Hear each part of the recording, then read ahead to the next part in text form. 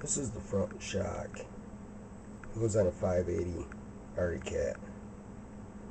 And this long line right here goes up right by where the speedometer cable is, which goes and attaches to this. This part right here goes to your riser, bolts right up to that.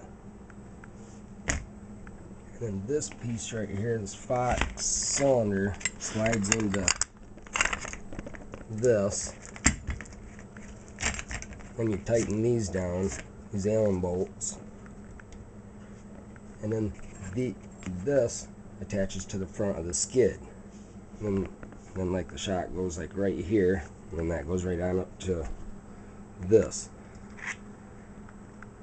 The adjustable front arm shock absorber. It's about the best description I can give you of it, and it does work good.